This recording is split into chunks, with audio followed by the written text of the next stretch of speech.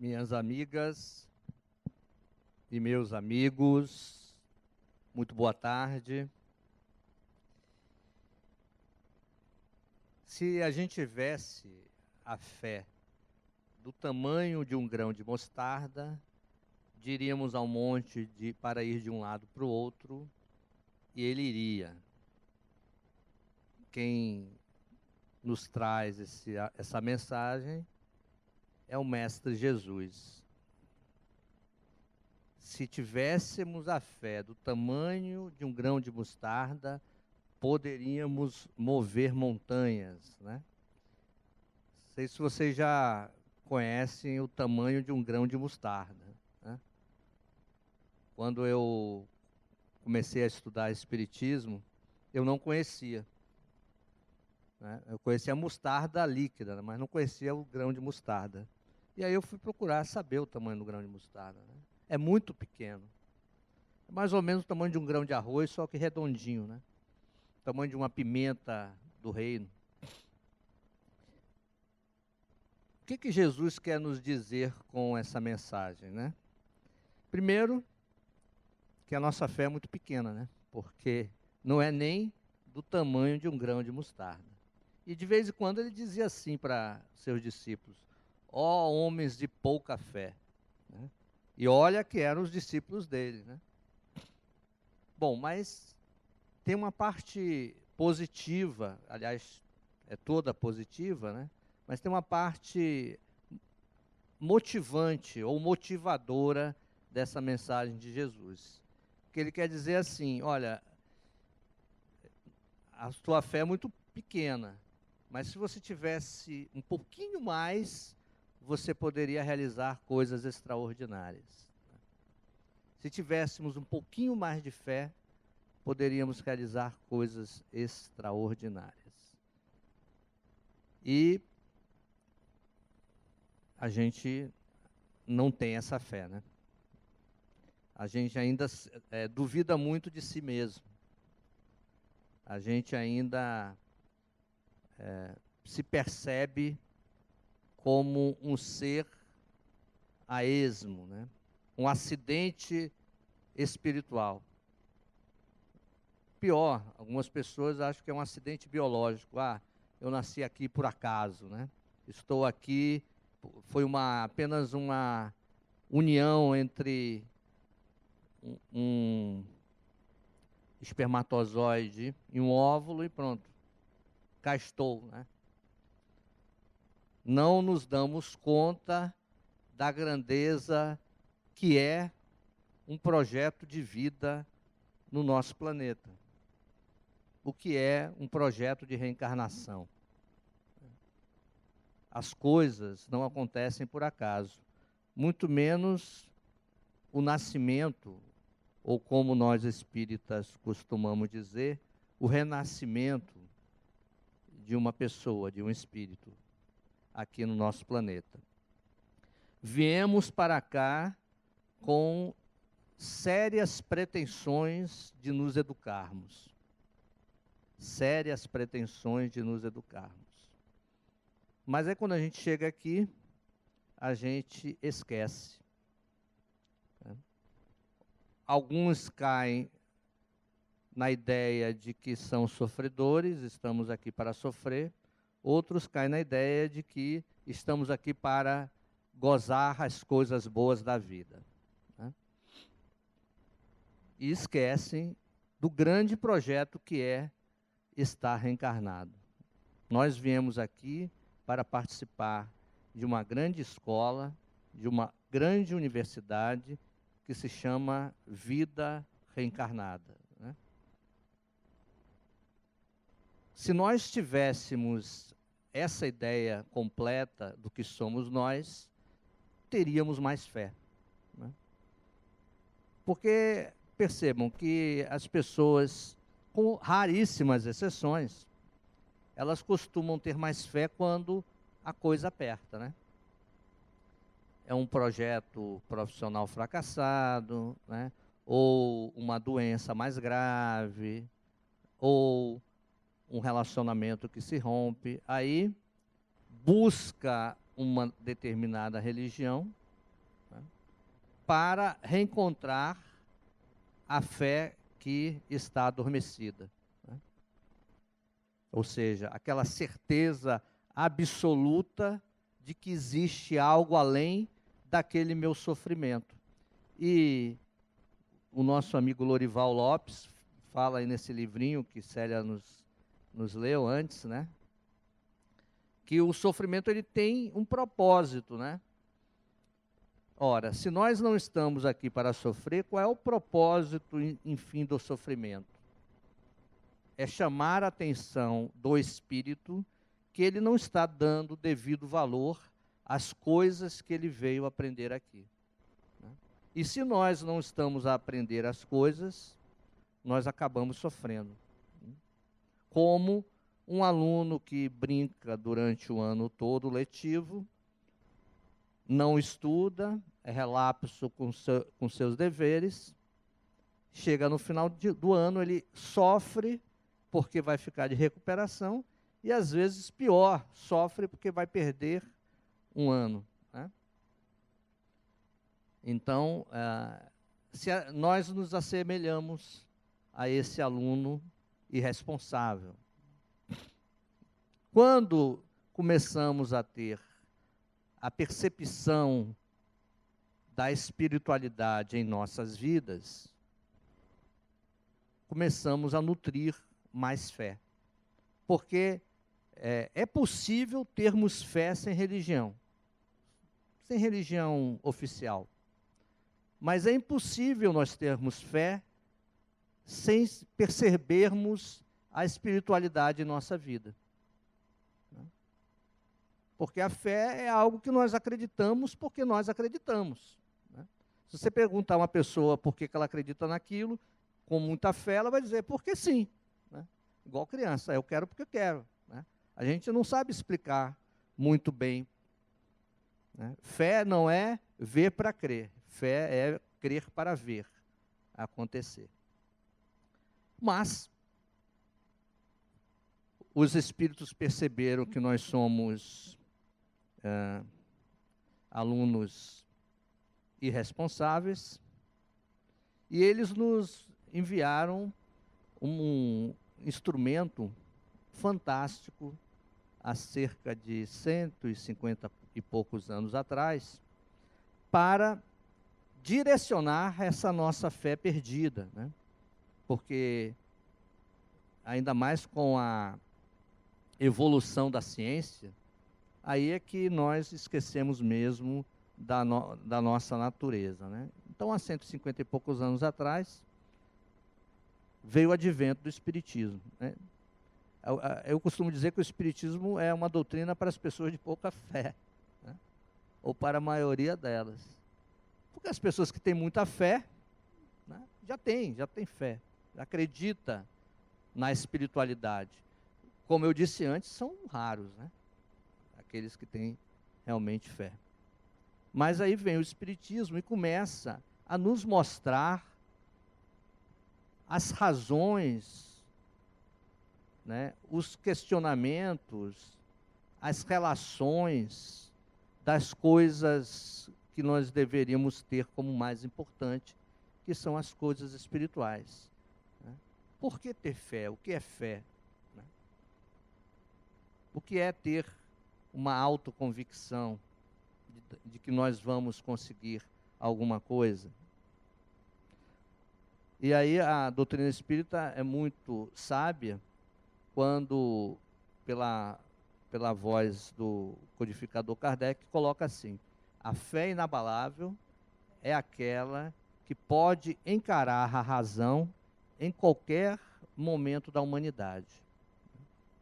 Então, fé e razão começam a andar de mãos juntas. Porque, como o ser humano evoluiu muito rápido do ponto de vista racional, chegou um determinado momento que uma boa parte, nós somos racionais, né? Por incrível que pareça. Chegou um determinado momento que uma boa parte da humanidade, sobretudo a parte ocidental, começou a dizer, não, mas o que importa é a ciência, né? Nós somos seres biológicos. Não precisamos ter fé. A fé é algo irracional. E aí os espíritos disseram, agora eles estão prontos para saber o que é realmente ter fé, o que é realmente a vida, o que é ser espírito. Então a fé inabalável é aquela que pode encarar a razão em qualquer época da humanidade. Como é que, então, se constrói uma fé, né? Eu acho que nós precisamos nutrir o espírito, né? Para que a gente possa ter mais fé. Quando a gente começa a estudar o espiritismo, a gente lê sobre os relatos de vida lá no plano espiritual, né? De reencarnações também, de encontros mediúnicos. Isso é bom. Mas quando nós começamos a participar desses encontros mediúnicos, quando nós começamos a perceber as relações mais próximas, nós vamos começando a entender por que devemos dar mais valor às coisas espirituais do que às coisas materiais. Eu costumo brincar dizendo que um centro espírita está para a alma, assim como uma academia de musculação, de ginástica, está para o corpo. Nós não, vocês, né? Eu não frequento pouco do meu condomínio, mas frequentamos uma academia, né, para nos prepararmos fisicamente, né, para melhorarmos fisicamente. Nós participamos de um centro espírita para nos prepararmos espiritualmente para os desafios que não são normalmente dentro de um centro espírita. Os desafios estão do lado de fora, né? Então, quando nós passamos por essa espécie de musculação espiritual, nós começamos a criar dentro de nós uma conexão com a nossa própria essência, que é espiritual. À medida que nós vamos alimentando essa essência espiritual, nós vamos tendo mais fé, né? Nós vamos tendo mais fé na vida, no outro e em nós mesmos. Porque quando nós começamos, por exemplo, a pensar em algo que nós queremos muito, nós percebemos isso na literatura espírita, e os médiuns evidenciam isso em reuniões mediúnicas, através da mediunidade da vidência. Quando nós começamos a pensar muito em algo que nós queremos, nós começamos a plasmar aquilo que nós queremos, né? Só que assim, se a gente pensa muito em futebol, a gente começa a plasmar. O que seria plasmar? É mais ou menos como se a gente passasse um vídeo, né, o tempo todo na nossa mente, em relação ao assunto que a gente quer, né? Se nós temos fé, essa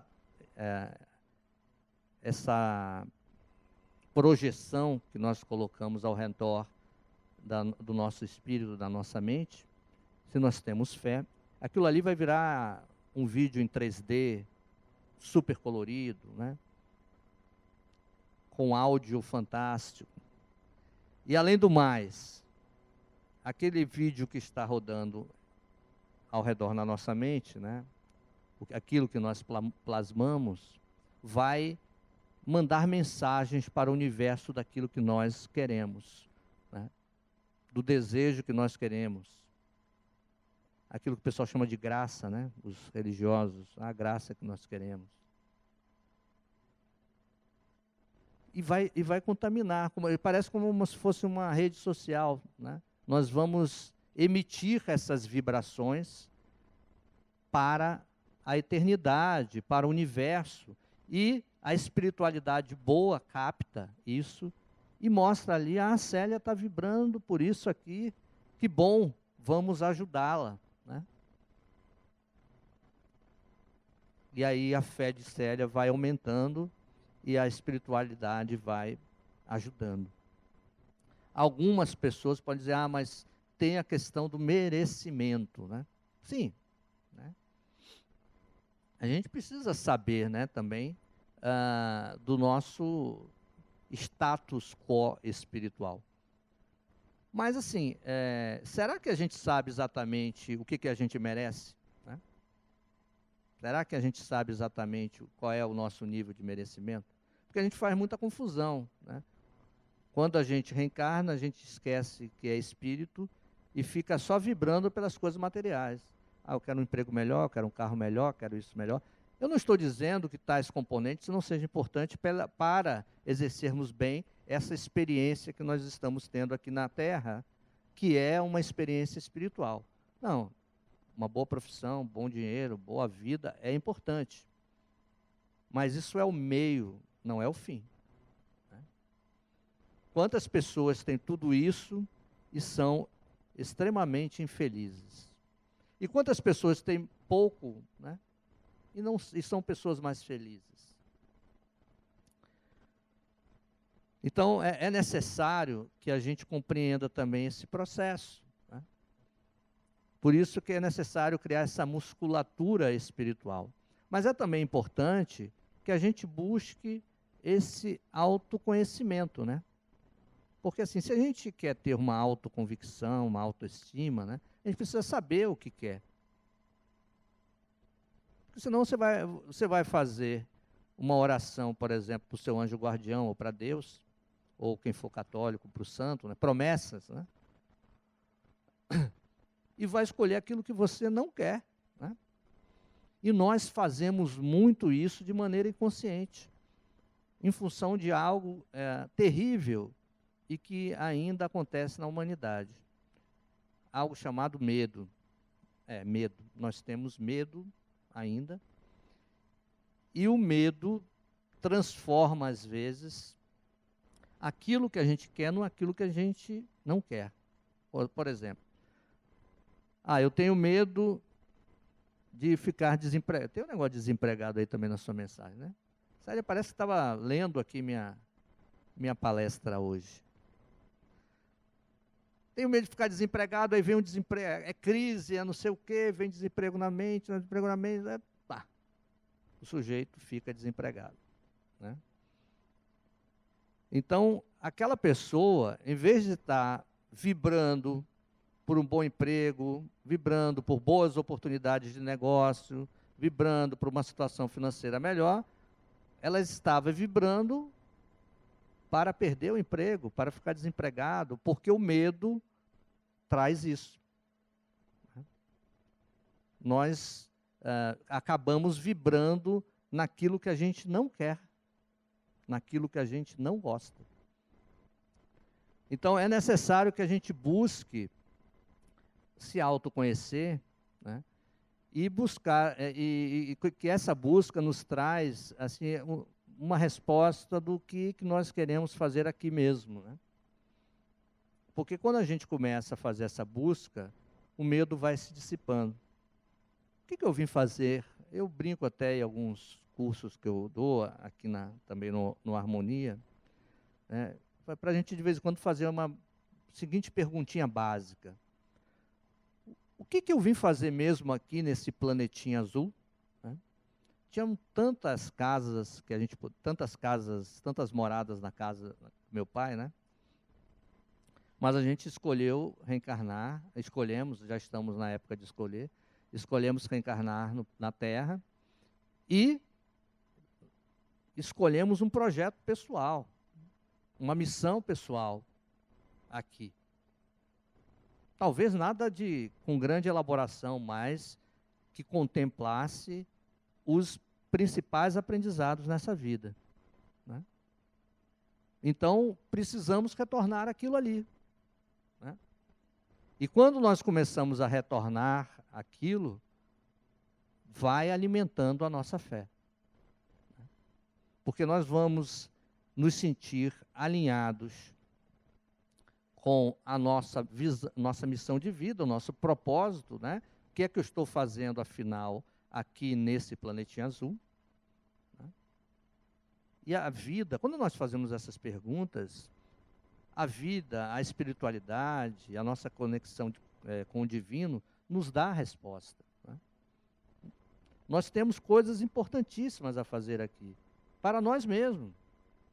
Né? Claro, vamos compartilhar com os outros, uma boa parte das coisas. Mas, sobretudo, para nós mesmos, questões de aprendizado nessa encarnação.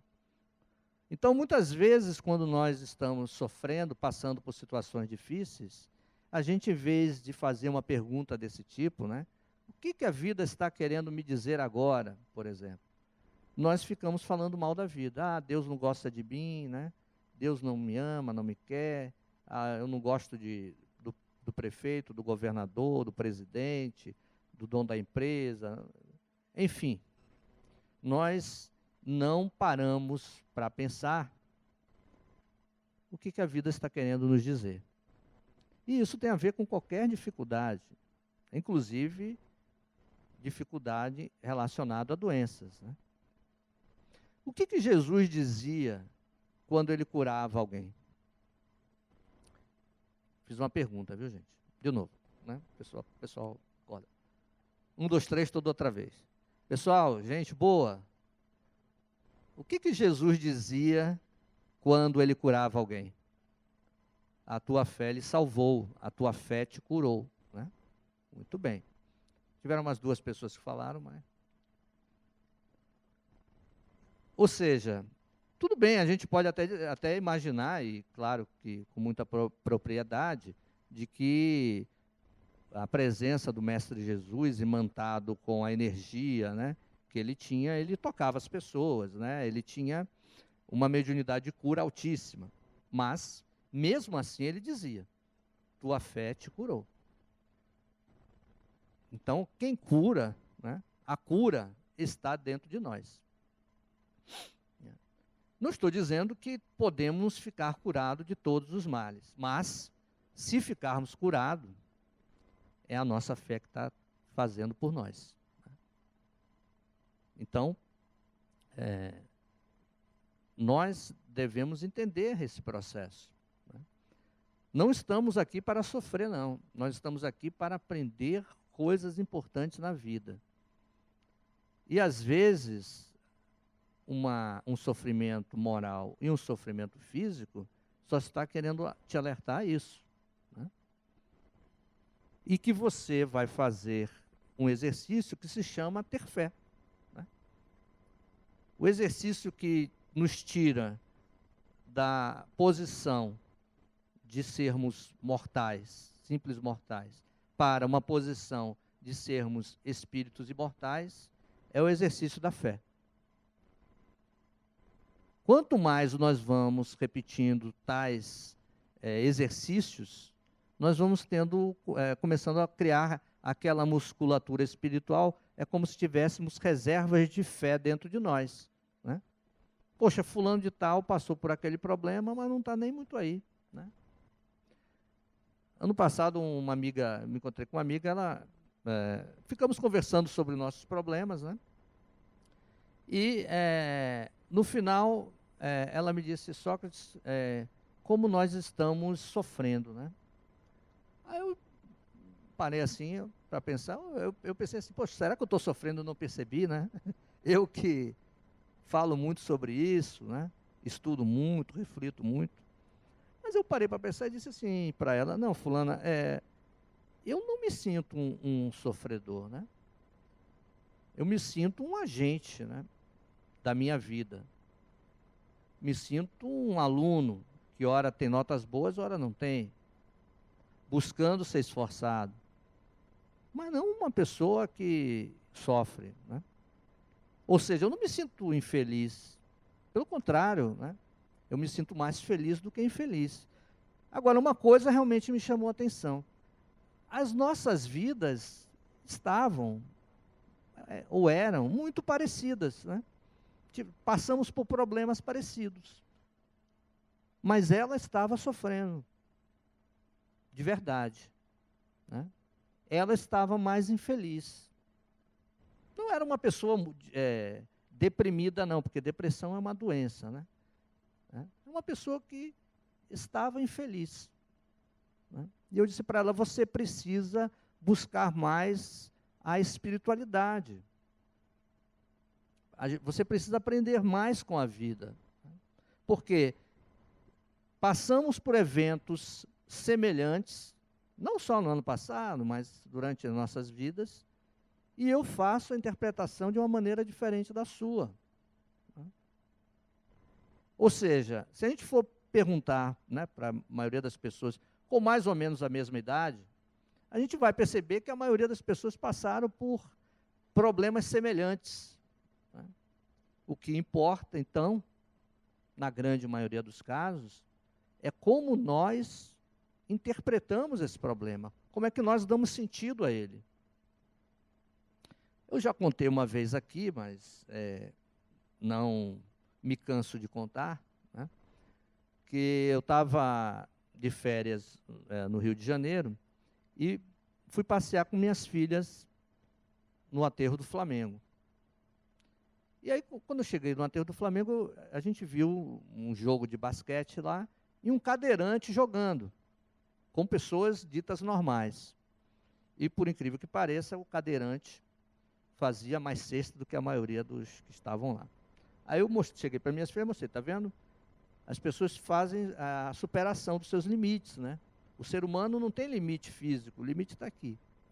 Aí pronto, aí fomos em direção ao apartamento que estávamos lá hospedados e vimos um cadeirante pedindo esmola na rua. E eu disse mais uma vez, filhas, vejam só a diferença, né? Eu não estou querendo aqui justificar ou julgar quem é que está certo ou errado, qual é a vida de cada um. Mas vejam a diferença. Pessoas com limitações físicas semelhantes em situações totalmente opostas. Um se sentindo vítima da vida, pedindo esmola, enquanto o outro estava lá ganhando de um jogo físico, né? Não era só um jogo intelectual, mas um jogo físico, ganhando das pessoas ditas normais. Então, a limitação, a doença,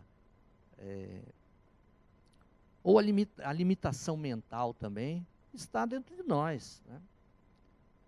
Todos nós podemos fazer coisas extraordinárias, como disse o Mestre Jesus, né?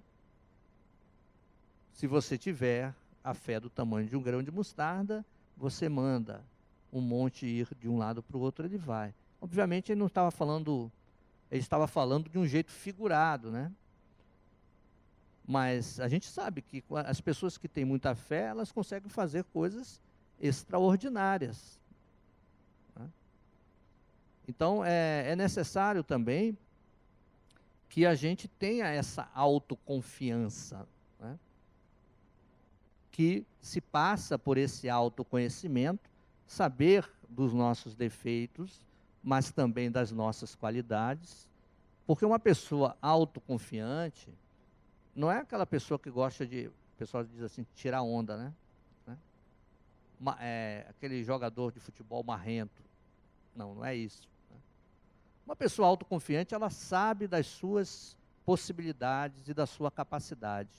E entende que todo o seu potencial está a serviço dela e do próximo, e também se percebe como um espírito, como agente do universo. Isso é ter autoconfiança. Não significa que a gente não vai errar, né? Vamos errar. Ainda estamos num estágio espiritual que nós vamos errar, mas significa que nós vamos cada vez mais aprender com os nossos erros. E sempre quando a gente aprende com os erros, a gente começa a ter a visão mais espiritual da vida, né? Porque se a gente acha que um obstáculo que está à nossa frente é o principal objeto que a gente deve tomar conta, não é, né? Se eu sair daqui, for pegar o meu carro e eu tropeçar numa pedra, e eu ficar meia hora discutindo com a pedra, você não deveria estar nessa posição, foi coisa ruim que botou você aqui, né? A gente às vezes faz isso, né? Mas se eu digo, não, tá bom, da próxima vez eu vou ter mais cuidado, vou olhar melhor, vou trocar o grau do meu óculos, perceber melhor o caminho, né? Estou aprendendo com aquela topada, né? É necessário que a gente faça isso durante a vida. Então, uma pessoa autoconfiante, ela tem fé na vida, tem fé no outro, né? É importante que a gente tenha fé nas pessoas também, nos outros. Porque se você não tem fé nas pessoas, eu não estou falando ser extremamente ingênuo, né? Mas a gente deve confiar nos outros. Porque aquele que desconfia de todo mundo é porque não tem a autoconfiança em si mesmo. Não é isso? Porque você acha que todo mundo está contra você, o universo está contra você, e você é uma vítima. E nós temos que parar de nos sentir como vítima, porque não somos.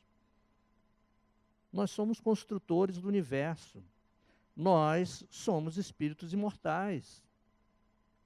Nós podemos fazer o bem para qualquer pessoa, mesmo que não tenhamos um centavo no bolso. Mesmo que não tenhamos saúde, podemos fazer o bem para os outros. E como Célia ficou roubando minha palestra o tempo todo, o Lorival disse aí no livrinho, né? Quando a gente faz o bem ao outro, né? Quando a gente faz uma caridade, aquilo volta para nós de uma maneira incrível. E nós vamos, com isso, construindo e alimentando a nossa fé.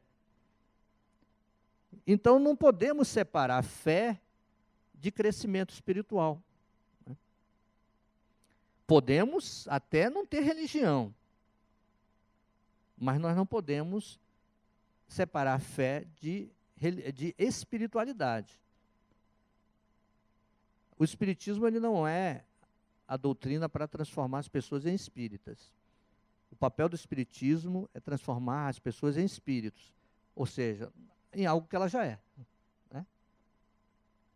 Dar a consciência às pessoas de que é espírito. Se quiser ter outra religião, tenha. E eu conheço um monte de gente que tem. Tem uma amiga minha que frequentava até aqui, que eu perguntava assim, vem cá, que religião é sua hoje?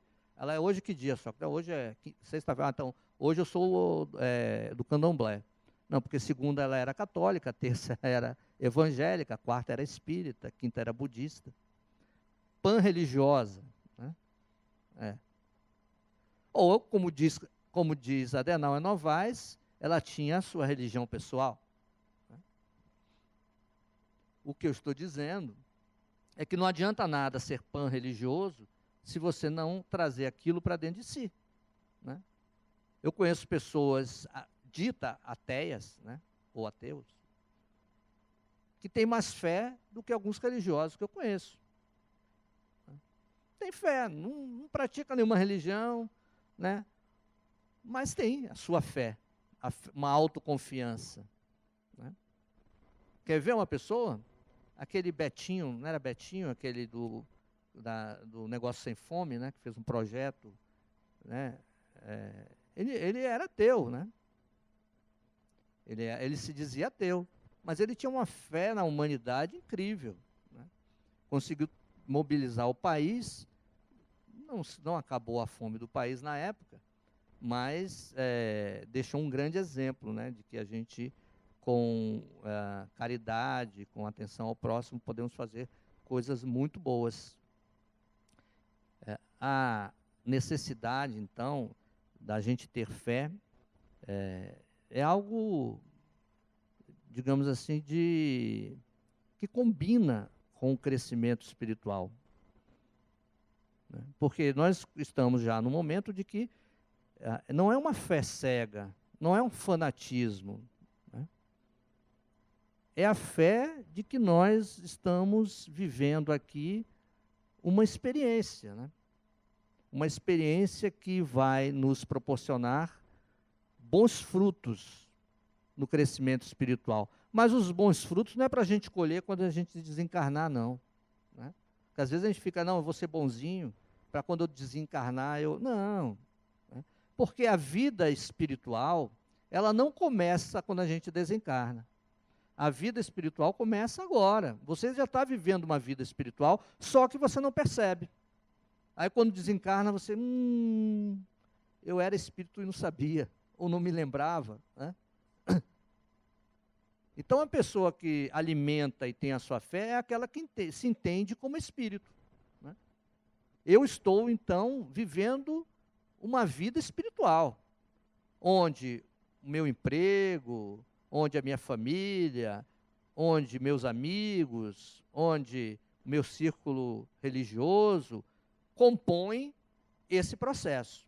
Mas há um aprendizado importante que eu tenho que ter ali, e que não tem a ver exatamente com a posição social ou com o dinheiro que eu acumulo, mas sobretudo com as coisas que eu aprendo. Quando a gente começa a ter essa ideia, né, a gente começa a se transformar. E aí a gente pode perguntar para a doença, mas o que você quer de mim? Né? Porque a doença quer alguma coisa de você. Que na verdade é uma espécie de uma charada que você mesmo se impõe, na maioria das vezes. Você mesmo se impõe aquela charada, porque você está lutando contra a sua verdadeira natureza. E aí o seu perispírito, né, se contorce, porque a doença não começa no corpo físico, na maioria das vezes, começa no perispírito. O seu perispírito se contorce, atingindo pontos importantes no seu corpo. Quantas e quantas pessoas eu conheci em diversos centros que me relatam que depois que entrou no centro espírita, ou outra religião também, ficaram curados. E outros, inclusive aqui, quantas pessoas eu conheci aqui que ficaram extremamente gratos, né, a Deus e à equipe do Centro Espírita Harmonia por se curarem. E alguns, mesmo que não se curaram totalmente, agradeciam porque mudaram a sua vida, a sua visão de vida. E deram mais importância às coisas que devem ser mais importantes. Então, meus amigos, eu desejo a vocês muita fé, muita autoconfiança e que vocês tenham, assim, um final de semana de também paz e harmonia. Muito obrigado.